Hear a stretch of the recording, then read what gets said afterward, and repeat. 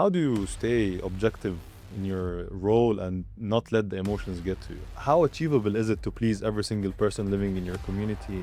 Is it even possible? It's better to be feared or loved as a leader. From your experience, how would you define the term success? So you can create as many excuses if you want, but at the end of the day, what are you trying to achieve and how you will remove your excuses to actually get where you want to be. Do you think it's more difficult to be a leader as a woman? Evgenia, welcome to the podcast. Thank you. I want to first congratulate you and the Al Nakhla team for recently winning the Middle East's #1 residential resort award for the 9th time in a row, correct? That's a very big achievement, and I just want to say congratulations. Thank you. We're all very proud of it. And it takes the entire team and their hard work to make that happen. It's definitely not easy, but this is a recognition of our efforts, our passion, and our knowledge and expertise. So thank you. Yeah, we're very proud. Amazing. So that's exactly what I want to get into first, about the effort it takes. Can you talk to me a little bit about what it takes to manage a large community like Al Nakhla with approximately 3,000 people living there, right? Yes, correct. So, on top of all the general things that you have to possess, as in being organized, having the right structure, having a great team, knowledge, and expertise, I believe the cherry on top of the cake is having a certain level of emotional intelligence. For me, managing the community in a large community is all about people. It's managing your team as people and understanding what motivates them, what moves them, what can frustrate them and demotivate them, but also understanding your community expectation, people's psychology, and how you make them feel. Because how you make them feel is what matters the most, and that's what sells the most, right? So in every business, feeling comes before the logic. So if you understand what makes your people move, what makes your people excited and happy to be living in this community, then you understand how to manage it correctly. That's very interesting. Do you ever feel like you're being a mayor of a small town from how many people you manage? It's a good comparison. Probably yes, because you always need to take into consideration different groups of people, right? Whether it's a youth or family members or single professionals that came to Riyadh for a certain target that they are trying to achieve. So you always have that in mind of who your people are and again, what makes them happy. So, yes, being a mayor is being able to satisfy a bit more than 50% of your community so that you are elected, right? So here is a good comparison because eventually we talk about satisfaction, right? How your residents, how your community is satisfied with the lifestyle that you are managing there for them and with the services that you provide to them. So how can you reach these people and communicate properly to these people that they feel you are fair, they feel safe, they feel special, and they feel taken care of, right? Because once they feel that fairness and once they feel they are special, is when they get you elected eventually. You touched up a little bit about having to satisfy everyone. Uh, is it safe to assume that that's probably the toughest challenge when managing a community, or are there any other challenges you face doing that? There are plenty of interesting challenges, and yes, I think the biggest one would be the acceptance that you're not perfect and nothing you do will ever be perfect. Once you accept that there is always that 10% of the community that wants something else, and you manage your actions around it, then it's probably the best path to success because you stop being stressed about what's going wrong and you start focusing on what is right and what needs to be improved. You mentioned a lot of emotions here, being stressed and trying to like maybe please everybody that lives in your community. How do you stay objective in your role and not let the emotions get to you? Being emotional is not a bad thing, right? So I'm not looking at it from a negative perspective.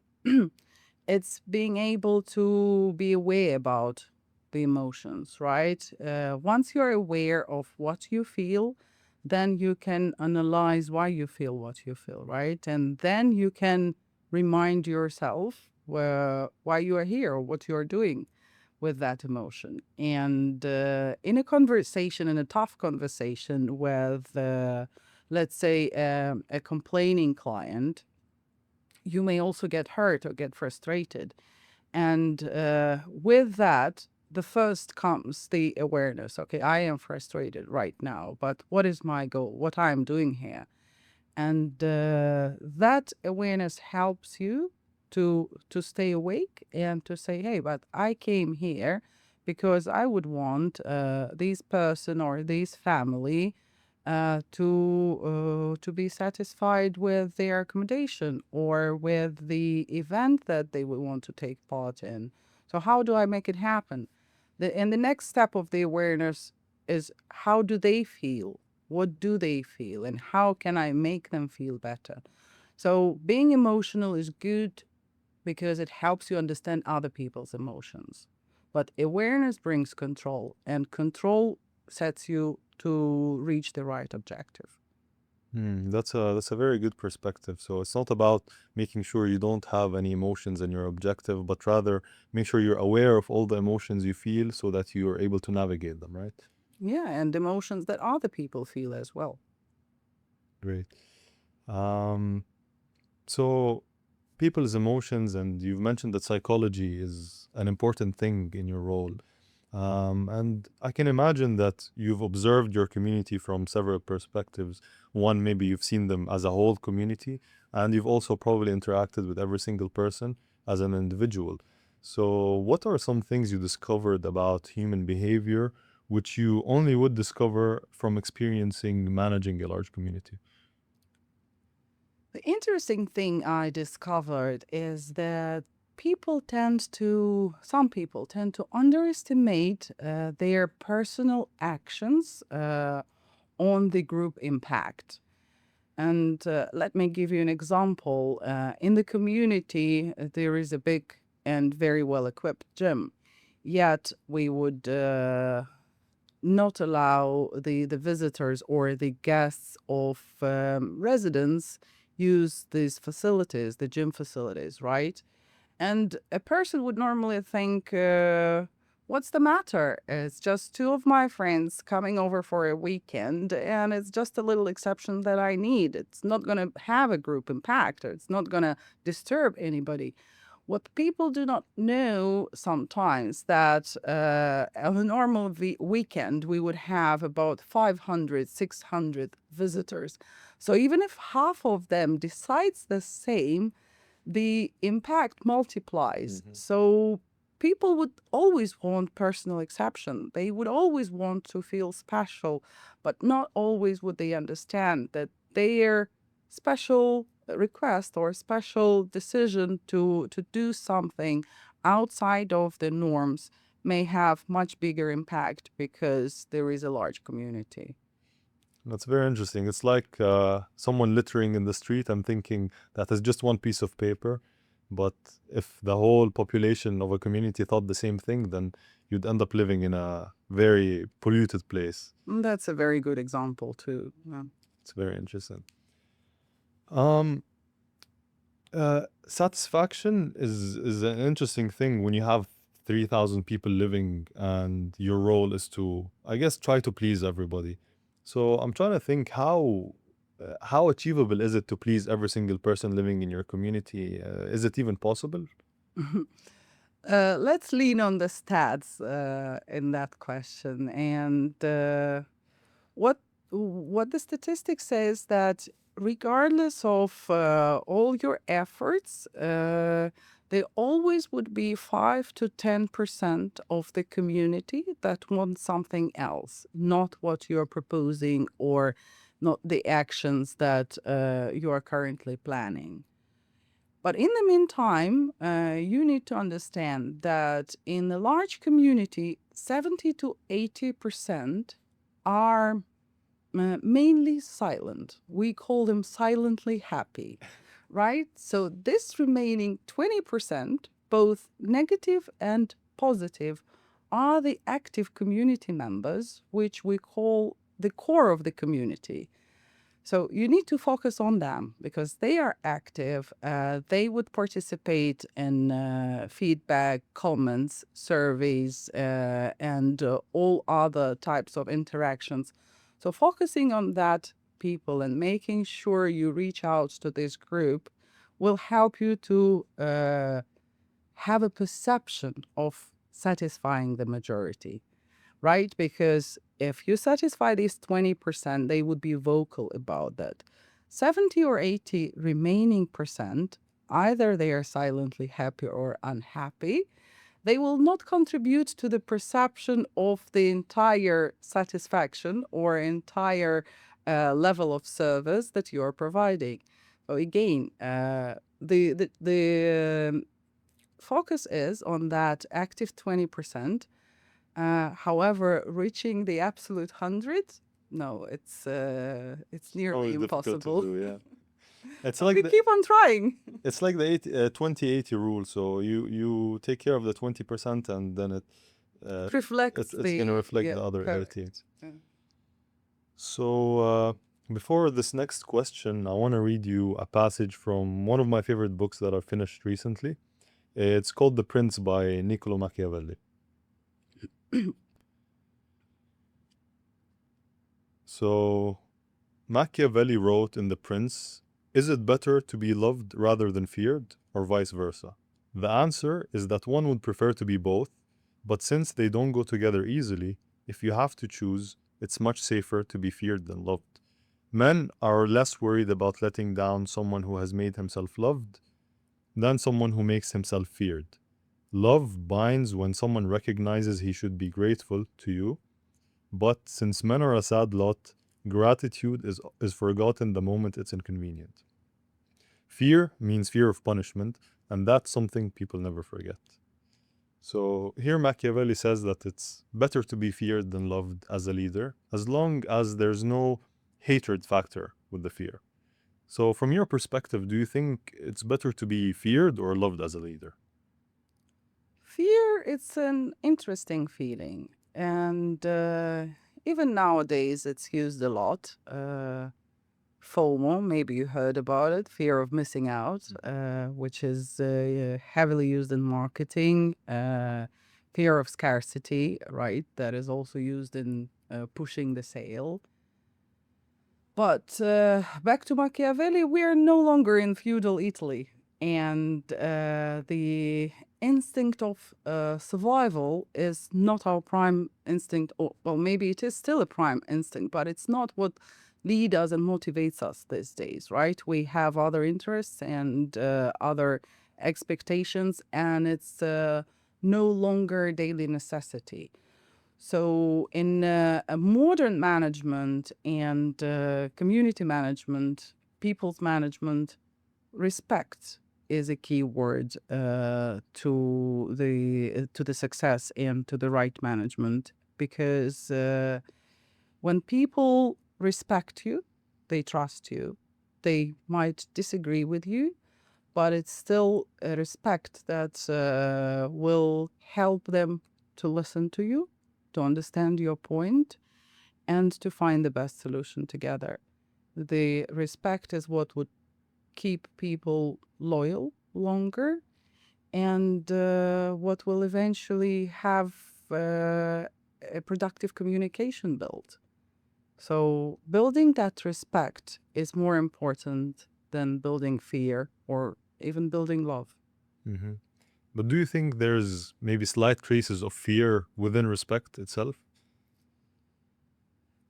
Well, respect could be built on many on a different foundation, right? I would rather focus on building respect on a demand and developing something that would be in demand, developing special skills that would be in demand, developing a knowledge that would satisfy someone's interest, developing unique features, and that is how the respect Mhm. could be built, right? But respect, again, is built also with how you make me feel.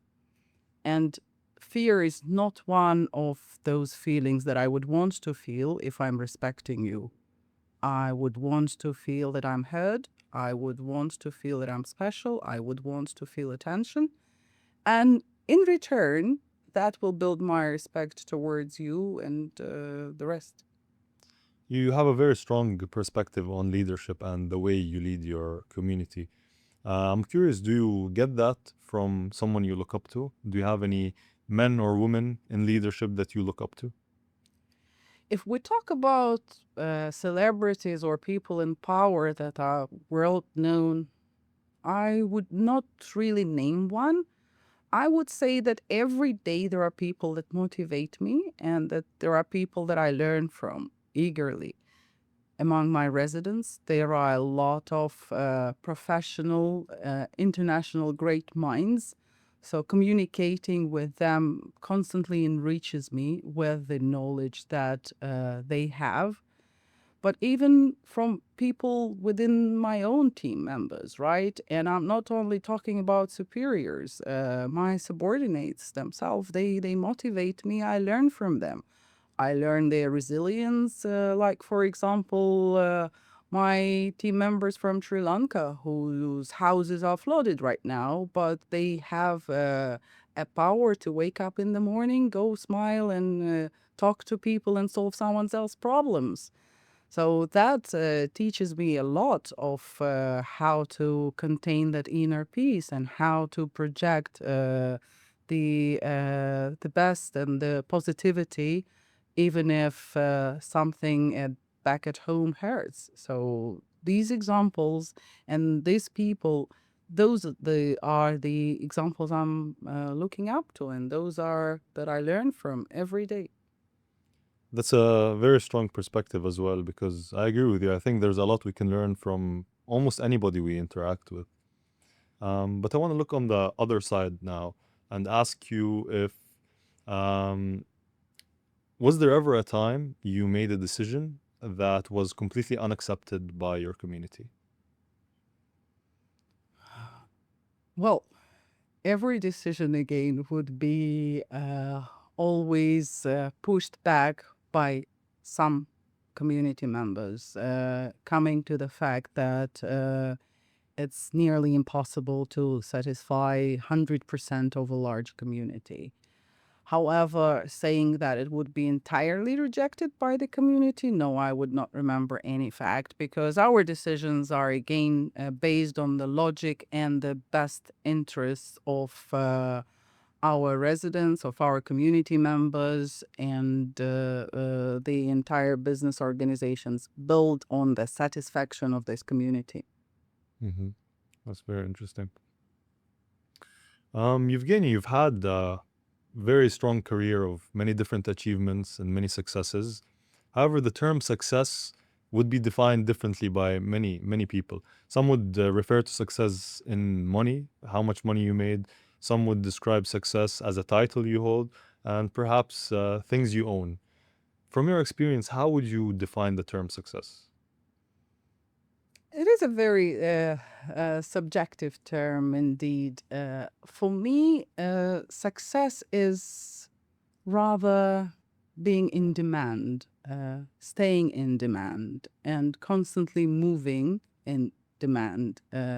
So, having and possessing something that is needed by other people. Again, my everything with me is around people, right?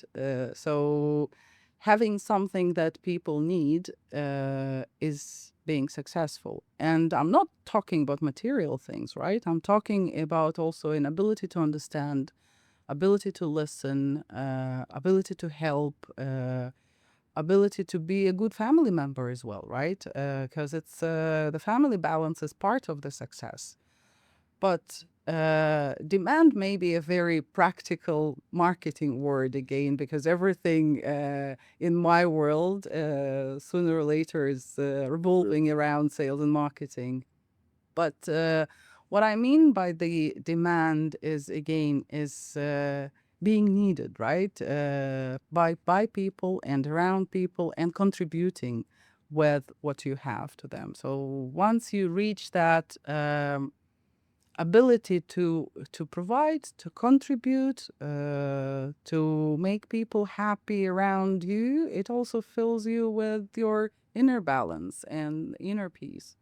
I feel like that's a very healthy way to think about success.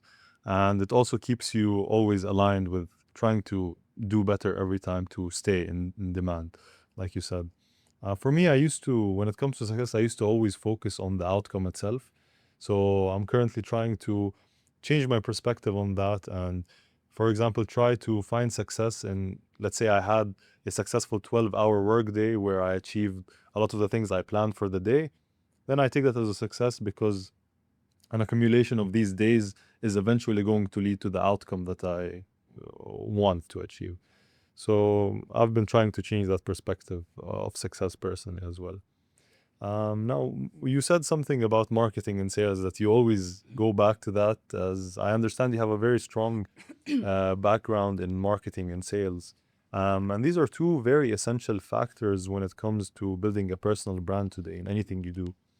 And I've seen it today a lot that having a personal brand is reflects a lot of people's success and helps them in whether it's in their business or whatever. As long as the people connect with the person, it ends up creating success in whatever their field they're in. So I want to ask you for your best tips in building a personal brand today. Start with identity. Identity is a core of your branding. So who you are, what your unique selling points, what are they, right? Where are you special? And everyone is special. It's just about finding that right point. So once you have an identity cleared, then try to build emotion around that identity. Try to find people, your target audience, that feels the same way, and that will react to your identity in the way you expect them to react. With the right target audience, you then continue into building trust. And building trust is increasing your network. Then you go into something that is called community marketing, where the community starts helping you and pushing your identity towards larger groups of a similar community. So building trust, moving to a larger community, moving to a larger community marketing is eventually building your brand and brand identity, right? And then it's all about how big is your niche. So, how important is just the aspect of marketing when it comes to personal brand or, for example, any product? Like, do you think it's the most essential aspect of success? Say there's a bad product. Do you think it could be successful purely from good marketing? Think of Labubu. Mm. Incredible marketing, right? I'll not comment on the product because you'll find millions of comments online, and I don't want the stones into my face right now from Labubu lovers.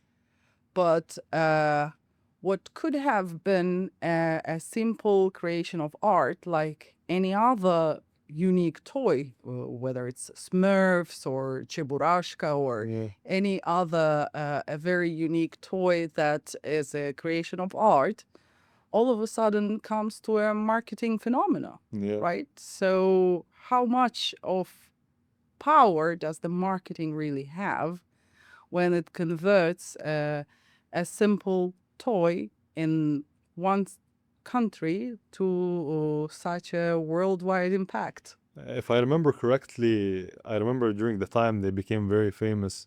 I remember seeing a post. I'm not sure how accurate it is, but the person that created this Labubu ended up becoming a billionaire in a day or two after it went viral.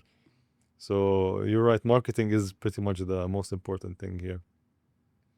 Um, your role as a leader is very unique compared to roles in other fields as a leader.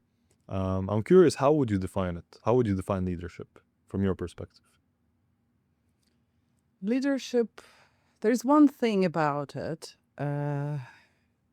is starting with the emotion, right? So we have a lot in discussion between whether a proper leader is born or developed. But every leader has ability to evoke special emotions in people who follow that leader, whether it's fear, love, gratitude, respect, or a bundle of all of them. Leadership is very much connected to the emotion. Respect, again, another stage of the emotion transformed into something maybe more mental, but leadership through the respect is the right way forward. Leadership through recognition as well as the right way forward. So for me is an ability to evoke and to motivate people through the right bundle of emotions to the better future. I don't know if this will be controversial or not, but do you think it's more difficult to be a leader as a woman? I do not think that leadership at any point is linked to a gender, right? And I come from the society where the gender was irrespective when it comes to your success. And the time I was born was quite a difficult time for Soviet Union, where after the Second World War, there were not enough men to assume leadership positions in factories, in heavy machinery, or any other organization of the country. So naturally, women took those roles. So for me, it did not exist as a segregation whether or not you are a woman or a man. I was brought up in a family where my mom would lead one of the biggest hospitals in the city with over 600 doctors under her supervision, nurses, and all other people who would work for this hospital. So again, naturally for me, I saw my mom as a leader. I saw a lot of other women in my town on the leadership role. So it was not a question of a gender for me. Never. And up until today, it does not exist for me. That segregation is not in my vocabulary. Amazing. Do you think that this thought could be a block for some people, or specifically women, that they might just mentally think that, okay, maybe because I'm a woman, it would be more difficult to do so, or that means there's a block there? Because it's like from your perspective, it wasn't even up to question. Like gender was not even a factor, which I would believe contributed to a lot of your success as a leader. Have you heard about the story where a student was late for a class and saw a problem, a math problem on the blackboard, took it down as a homework, went home and solved it, not knowing that professor who wrote it down as a problem that has no solution? I think I've heard of that, yeah. So yes, the limit is in your mind. And to be honest, I didn't know about all that women empowerment moves and about that problem until recent years. For me, that limit never existed in my head. I never had that frame, right? So is it a problem for some today? It is a problem and it is also an excuse, right? So I don't go to the gym because I'm busy today, because my child didn't sleep last night because I'm a woman. Mhm. So you can create as many excuses if you want, but at the end of the day, what are you trying to achieve and how you will remove your excuses to actually get where you want to be. Amazing. I think you're absolutely right. It's all about the framework that you lead your life with. Evgenia, before you came to KSA, you worked in the Maldives with a very famous businessman and politician named Ahmed Siyam Mohamed. And I believe it was your dream to run his presidential campaign. Could you break down to me what a presidential campaign looks like? I mean, how do you convince 500,000 people to vote for one person? It all starts with your personal example to a small group of people, as I see it. And once you are able to practice what you preach and people start trusting you, then there is an ability to go further and spread your influence further and convince more people that you are the right person to lead them, and uh, people would feel that there is a hope for them if they follow you, your know how, if they feel that you have an inner power and you have the ability to bring them something they lack today. So it is not easy, and not everybody could be a charismatic leader to be able to build around yourself a community of followers, but it is possible. And with people like Mr. Shyam, I see that ability, and I see how powerful his will is to help his country to do better, how serious his determination is to bring it to international levels and to always develop, develop, and develop. Even his political party is built around the Maldivian development, so MDA.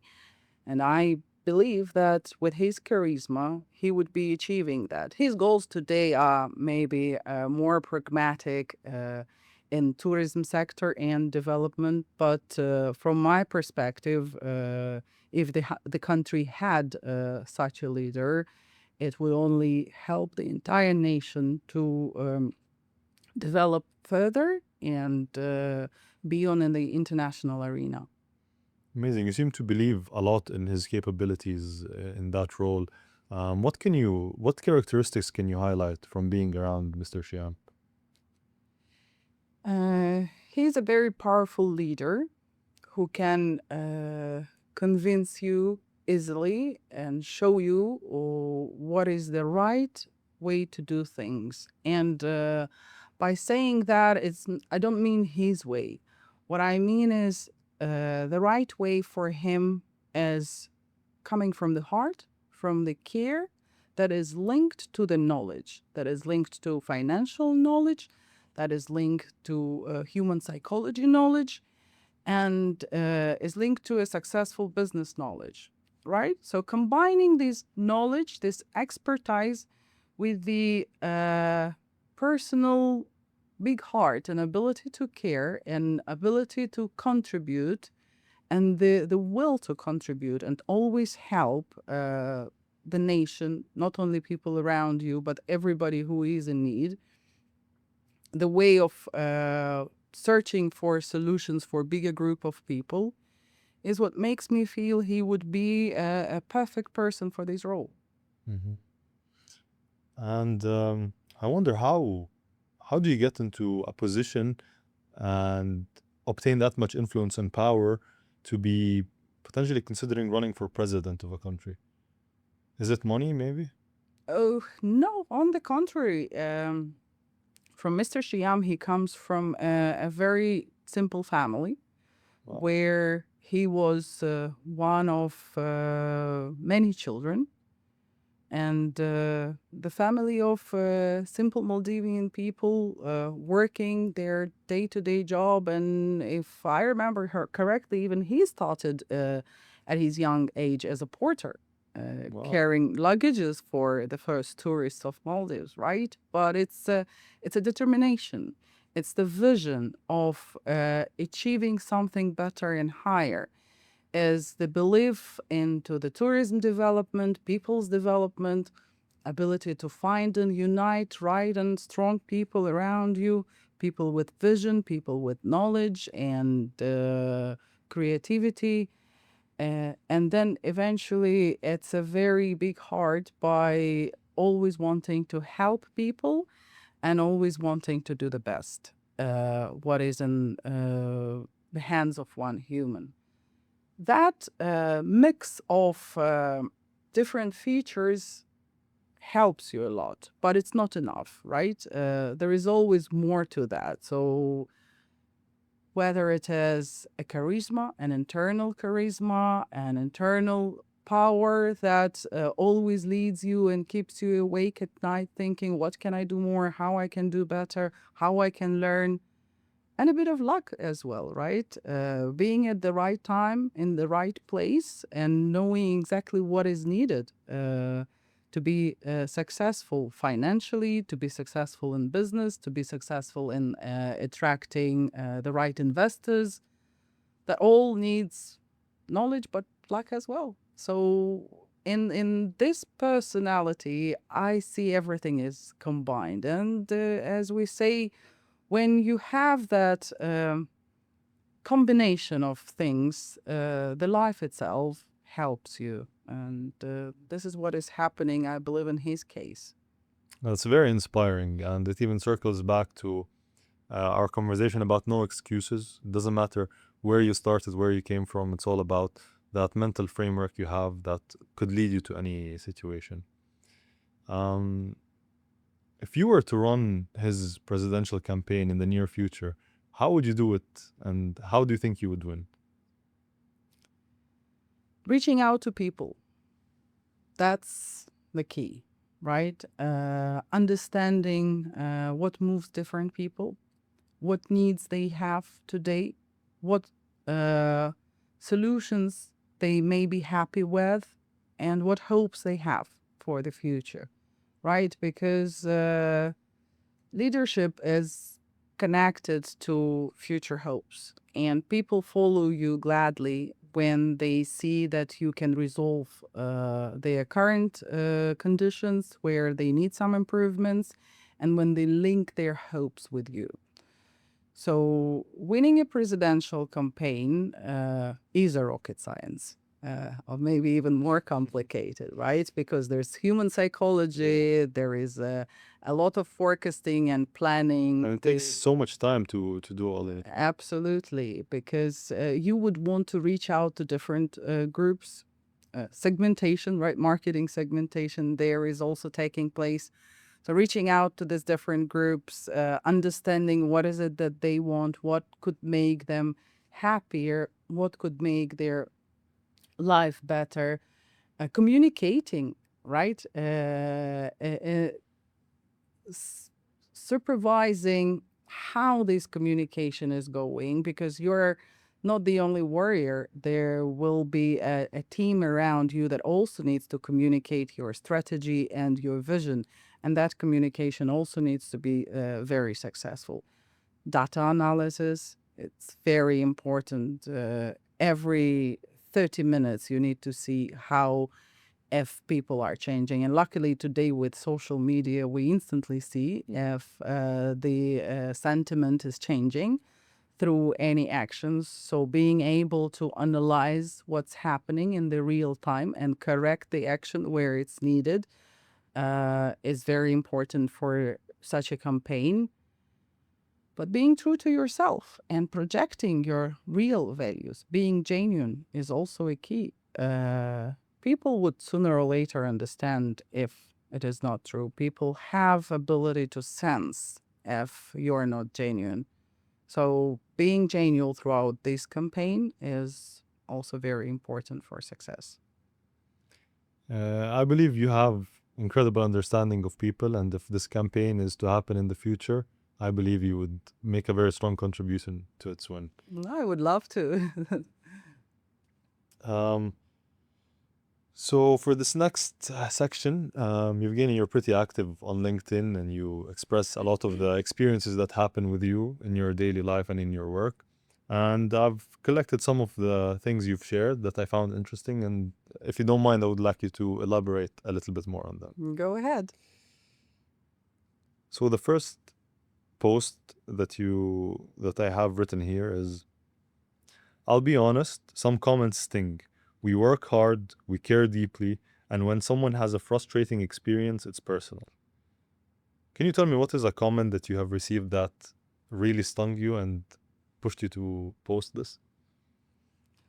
Well, that comment, no matter how personal it was, it's now becoming my favorite in a way as I think about it. It could be a good example on future learnings on how to react for such comments.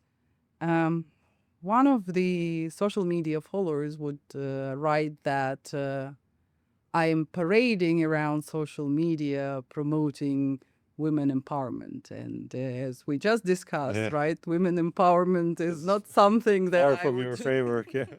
yeah, I would be parading with, because for me that subject itself does not exist, Yeah. right? So I do believe that women are already empowered enough, and the power is within. It's rather the ability to understand what you want that matters, whether you're a woman or a man. So by saying that I'm parading as a promoter of women empowerment, my management style is also compared to Gulag. And well, That's I was, severe. yeah. I was grateful for reminding me that my ancestors 100 years ago were exiled to an extreme north and were able to survive in these harsh conditions. But I don't know from where that person would have the knowledge of what Gulag is, but this knowledge is definitely in the blood of my family and in the sufferings that we had to go through. So, in the histories of my family. So I would be again the very wrong person to Yeah. promote a similar style of management, and it does hurt to see that some people would have this perception without knowing what it really is, and what kind of suffering and what kind of incredible power people had that time to be able to survive and to be able to be where we are today. Yeah. I mean, it's probably obvious that these comments probably came from lots of emotion or something, because it's clear that they're very far from your framework. Personally, what I find best is any negative comments I receive, I just take everything as feedback. So I don't segregate the positive comments from the negative comments. To me, all of the comments are feedback. So whether it's hate towards anything that I do or my character, or even praise, I don't put one above the other. I just take it all as feedback, analyze it, and make up my opinion on it, whether am I going to change anything about myself or not. It takes an experience and a bit of learning to start going through this process of analyzing every negative comment. In one of the trainings that I deliver, I always teach people to take it as a gift, take it better as compared to a positive one. Because once, as you mentioned, you can analyze it, you can become a better person. You can have a lesson for yourself. And sometimes the lesson is not what you did wrong, right? Sometimes the lesson is how you react to that. Or sometimes the lesson is to go deeper into psychology and see behind it what provoked people post this or that comment, right? And how did you make them feel? So the next time you will see and navigate of how to make them feel better if that corresponds with your agenda. Yeah, 100%, 100%. I think that's probably the best framework to be in. Let's go to the next quote. Um, Failure, you will fail, and you must fail. The real test is how you rise again. Could you tell me a failure that hurt you the most, but perhaps became a catalyst for your growth? One of them was one of them, right? Yeah. There were many. Was opening my own real estate brokerage agency at the age of 20 plus. Let's say during the start of the world economic crisis in 2008. And the failure was to only believing in yourself without looking at macroeconomy, without having a proper plan and risks evaluation of what you're going to do if things go south.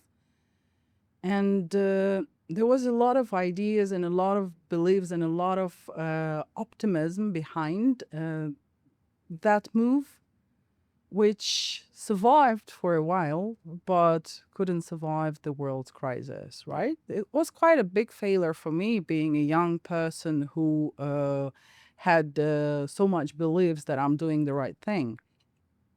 But it taught me a lot. And this knowledge I carry up until today with me. Amazing. And you're right, failure is I believe is essential in anything you do. And everyone's gonna fail. It's just a matter of how fast can you keep failing to finally eventually get to, the success. The last quote I have here is scapegoating, the silent survival mechanism of workplaces. Someone will quietly look for a name to carry the blame, and one day that name might be yours. What is the worst scapegoating experience you have ever witnessed? That specific post was not promoted by a scapegoating experience, but rather the warning of stopping and thinking whether or not you are the one today blaming someone else. And just a reminder for people that tomorrow it could be you in that place, right?